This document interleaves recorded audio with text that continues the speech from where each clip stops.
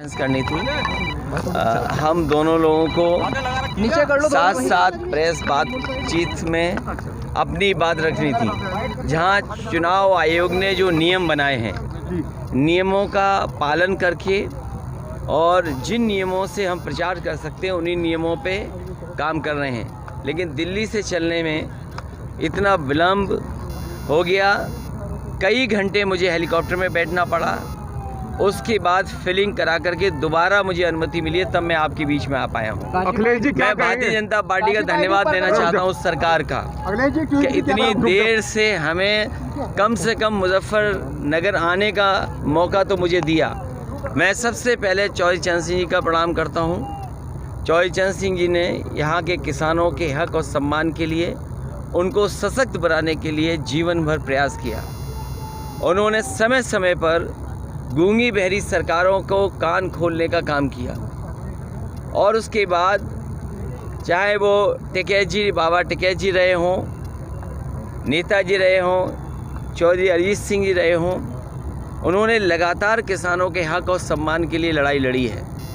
किसान हमारा मजबूत हो, आर्थिक रूप से सशक्त बने, उस दिशा में लगातार समाजवादी पार्टी और आरएलडी काम करती रहेगी। जो रास्ता यहाँ के किसान देखना चाहते हैं, चौधरी चरण सिंह जी से लेकर के बाबा टिकैत जी से लेकर के आज तक जो रास्ता अपनाया है, उस रास्ते पे चल कर के किसानों को और सशक्त बनाने के लिए लगातार ये गठबंधन प्रयास करेगा।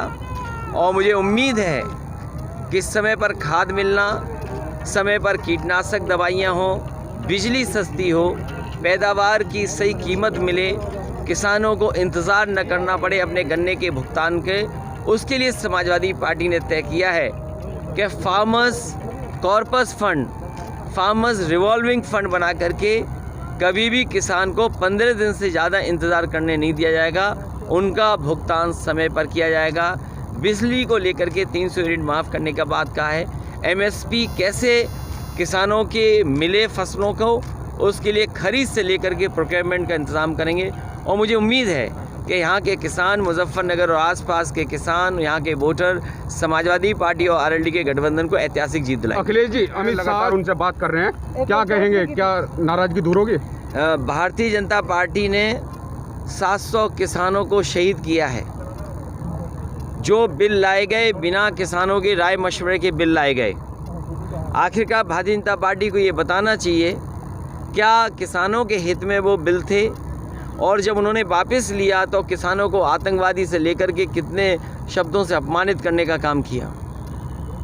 अगर इनके प्रत्याशी कान पकड़ करके 700 बार भी उठक बैठक करेंगे, तब भी किसानों का आक्रोश और जन आक्रोश नहीं खत्म होगा। इस बार उत्तर प्रदेश से भारतीय जनता पार्टी हटेगी, भारतीय जनता पार्टी हटाई जाएगी और उत्तर प्रदेश में भारतीय जनता पार्टी का सफाया होगा। अखिलेश जी, कानून व्यवस्था की बात करते हैं योगी जी।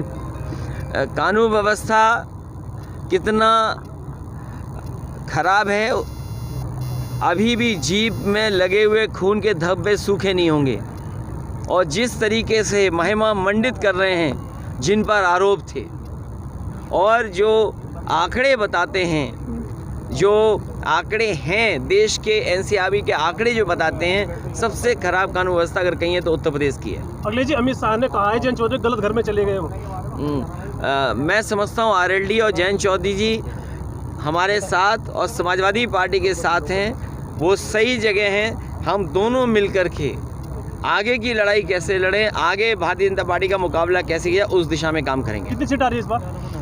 भारतीय जनता पार्टी का सफाया होगा। जिस तरीके से उनके विधायक गांव में नहीं घुस पा रहे हैं, दौड़ाए जा रहे हैं, भगाए जा रहे हैं और कूटे जा रहे हैं, ये जन आक्रोश वोटों में बदलेगा और ऐतिहासिक जीत होने जा रही है पहले चरण से ही। अखिलेश जी, आपको क्या लगता है वर्तमान सरकार किन मुद्दों को लेकर फेल हुई है? महंगाई, बेरोजगारी और जो वादे किए उनका हर वादा झूठा निकला।